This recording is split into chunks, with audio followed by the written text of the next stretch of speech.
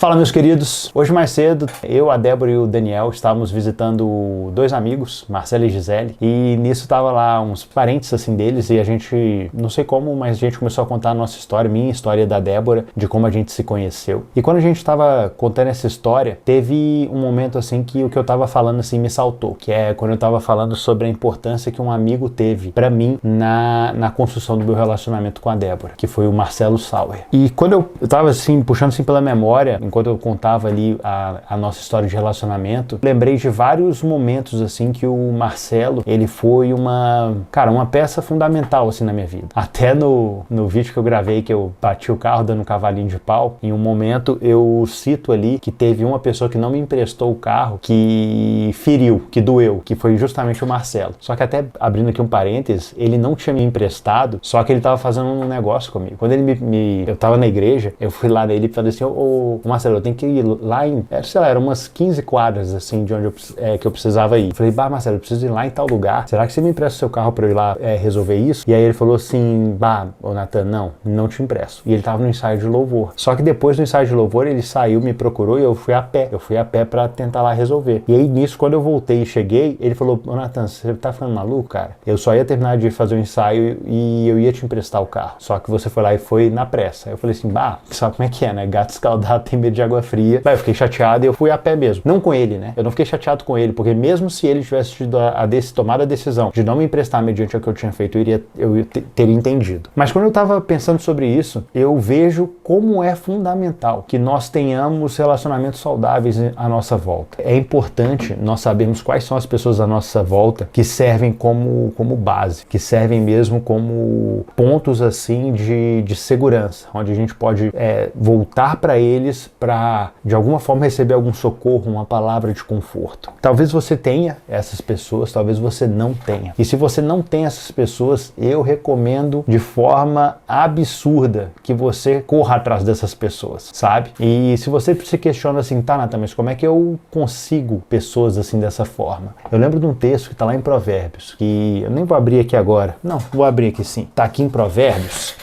17, no versículo 17, que fala assim, o amigo dedica sincero amor em todos os momentos e é um irmão querido na hora da adversidade. Tem uma outra tradução que fala assim, que em todo tempo ama o amigo e na angústia se faz um irmão. E eu percebo que existem muitas pessoas à nossa volta que a gente se surpreende com elas quando nós estamos passando por um momento de adversidade. E o Marcelo, ele foi desenvolvido nisso. Foi desenvolvido em períodos que eu estava vivendo ali, lá em Curitiba, momentos de dificuldade, e ele se tornou um irmão, sabe? Um cara que, desde então, sempre que eu tive algum tipo de problema, vou dizer mais sério, que eu não conseguia lidar, que eu não conseguia resolver por mim mesmo, eu sempre pego o telefone e falo assim, Marcelão, preciso da sua ajuda.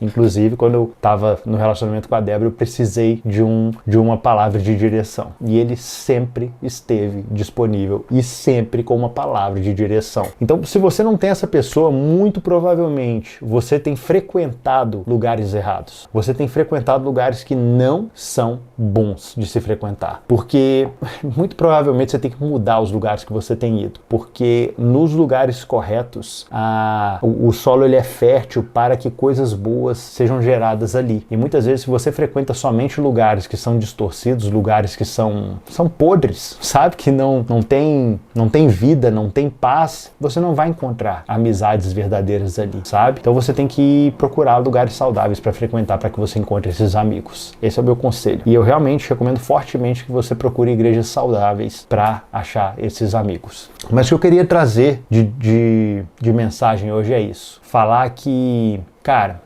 eu por mim mesmo, eu na força do meu braço, não teria força suficiente para passar por muitos momentos que eu passei na minha vida. Se não fosse ter um ombro amigo, se não fosse eu ter uma palavra de direção, se não fosse algumas pessoas para trazer assim minha mente, falar assim, calma Nathan, calma, vai dar tudo certo, calma Nathan, vai por aqui, Nathan, não faz isso, faz assim. Se não fossem esses conselhos, se não fossem essas amizades saudáveis, eu muito provavelmente teria cometido, eu seria uma pessoa muito pior do que eu sou hoje, sabe? E da mesma forma é muito bom ser esse amigo para outras pessoas. Hoje é tipo assim, enche meu coração de alegria quando eu percebo algumas amizades vindo até mim para compartilhar suas fraquezas, compartilhar suas limitações e de alguma forma buscando em mim algum tipo de apoio, algum tipo de direcionamento dentro daquilo que elas querem fazer, sabe? E é bom esse sentimento de se sentir útil, de sentir que você pode de alguma forma trazer luz para outra pessoa. Então é isso. Eu queria falar hoje muito sobre relacionamentos saudáveis, sobre o como nós precisamos deles ao nosso lado, sabe? E é sério, se você é uma pessoa que nesse momento você olha para o seu lado e você não consegue encontrar, eu só te digo uma coisa: muda o ambiente que você frequenta. Onde você tem frequentado não é ambiente bom para você ir, porque em ambientes corretos, em ambientes saudáveis, existem sim pessoas que são dignas de confiança, existem sim pessoas que conseguem servir de apoio, pessoas que vão te ajudar no seu tempo de angústia, tá bom? E é isso, meus queridos, um grande abraço.